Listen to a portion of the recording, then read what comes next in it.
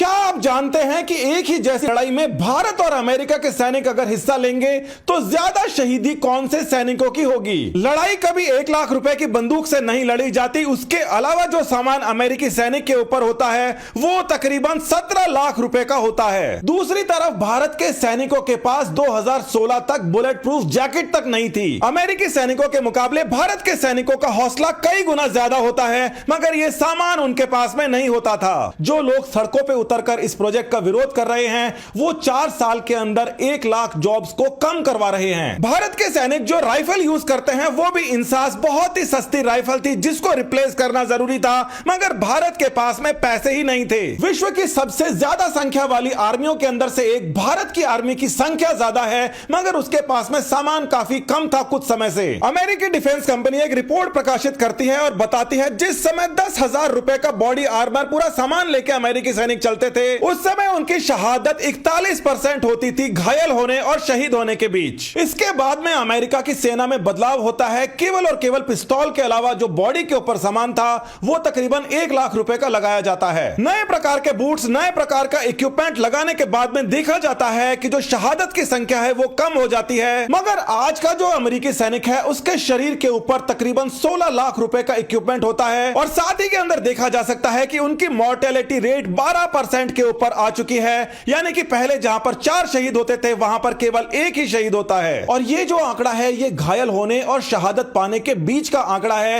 Actual जो fire power है America की 100 गुना ज्यादा हो गई। आने वाले समय के अंदर अमेरिका के हर एक सैनिक के ऊपर तकरीबन 60 लाख रुपए का सामान होगा। भारत के अंदर शहादतें बहुत ज्यादा हो रही थी। सन 2016 में अचानक से इमरजेंसी बेसिस के ऊपर 50,000 बुलेट प्रूफ वेस्ट मंगाई जाती है और उसके तुरंत बाद में 1,86,000 नई बुलेट प्रूफ वेस्ट को ऑर्डर कर दिया जाता है। 2009 से सरकारों का रोना था कि सैलरी दे देते हैं, पेंशन दे देते हैं, मगर उसके बावजूद वो ये जैकेट प्रोक्योर नहीं कर पा रहे थे क्योंकि सरकार के पास पैसों की कमी थी। राफेल खरीदने तक के लिए पैसे नहीं थे और इसीलिए शहादतें ज्यादा हो रही थी। एक और बड़ा घटनाक्रम आर्मी के अंदर जो चल रहा था जिसके बारे में चर्चा कम होती है, 2011-18 के बीच के अंदर 900 से ज्यादा आर्म्ड फोर्सेस के लोगों ने अपने आप को ही समाप्त कर लिया, जो सबसे ज्यादा चुभने वाली बात होती है किसी भी आर्मी, किसी भी रेजिमेंट, किसी भी प्लाटून के लिए। समस्या इस बात की थी कि बहुत सारे लोग भर्ती तो हो जाते हैं जोश में, मगर बाद में वो सेटल नहीं हो पाते और नौकरी छोड़कर जाना उनके बस की बात नहीं होती। पारिवारिक प्रेशर रहता है। किसी भी प्लाटून, किसी भी रेजिमेंट में एक भी अगर ऐसा सैनिक होता है जिसका मोरल डाउन होता है उसका असर पूरी की पूरी यूनिट के ऊपर पड़ता है। जर्मनी के सरकारी न्यूज पोर्टल DW न्यूज ये बताता है कि भारत किस प्रकार से इन सब चीजों को कोप अप कर रहा है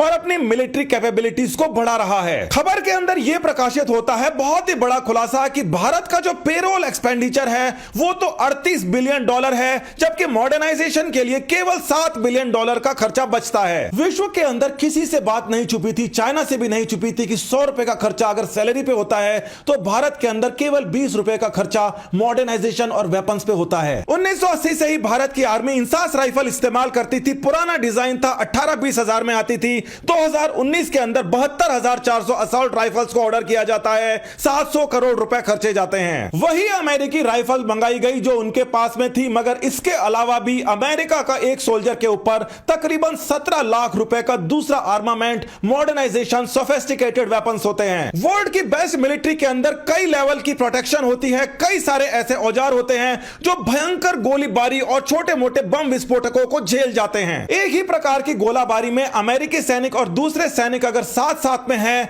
तो अमेरिकी सैनिक 4 गुना कम शहीद होंगे क्योंकि वो बेटर प्रोटेक्टेड हैं। छोटे मोटे रिफॉर्म्स तो भारत के अंदर चल रहे थे, मगर बहुत ही बड़े लेवल के ऊपर रिफॉर्म्स चल रहे थे क्योंकि आज के समय संख्या मायने नहीं रखती, मॉडर्नाइजेशन मायने रखता है। इसी साल से भारत के अंदर 93 मॉडर्नाइजेशन प्रोजेक्ट्स चलते हैं जिसके अंदर 1,37,000 करोड़ रुपए का खर्चा आता है और ये इस समय जारी हैं। भारत के अंदर हर एक योद्धा को लेटेस्ट हथियार देने शुरुआत किए जा चुके हैं। तकरीबन हर एक फोर्सेस के पास में नई वाली राइफल्स आ चुकी हैं। इंडियन आर्मी हर साल पोस्टर रिलीज करती है, मगर 2022 का जो पोस्टर है उसमें दिखाया जाता है कि ये पूरा गियर हम प्रोक्योर कर रहे हैं। हर एक सैनिक के पास में ऐसी चीजें होंगी जो आज तक आर्मी उनको नहीं दे पाई। आज के समय मॉडर्न वॉरफेयर के अंदर आमने सामने की लड़ाई सैनिक तो छोड़िए, फाइटर जेट्स तक नहीं लड़ते, वो दिखाई नहीं देते, उसके पहले तो खेल खत्म हो जाता है। मॉडर्न वॉरफेयर है इन्हीं जेट्स का, मिसाइल्स का और ड्रोन्स का। आज के समय के मॉडर्न सैनिक के पास में 3.5 लाख रुपए का नाइट विजन होना जरूरी है और वो पूरी प्लाटून के ऊपर भारी पड़ेगा। भारत की मिलिट्री का मॉडर्नाइजेशन होना जरूरी है, होके रहेगा, कोई नहीं रोक सकता। देश सर्वोपरि है। भारत को हर साल 10,000 सैनिकों की जरूरत है जो 15 से 25 साल तक आर्मी में काम करेंगे, मगर इनके अलावा 35,000 एक्स्ट्रा सैनिक भी लिए जा रहे हैं अग्निवीर बनाकर, जिनको अलग कामों के लिए बाद में वरीयता मिलेगी। अगर ये स्कीम के ऊपर सरकार फैसला ले लेती है तो 35,000 सैनिक हर साल कम भर्ती होंगे।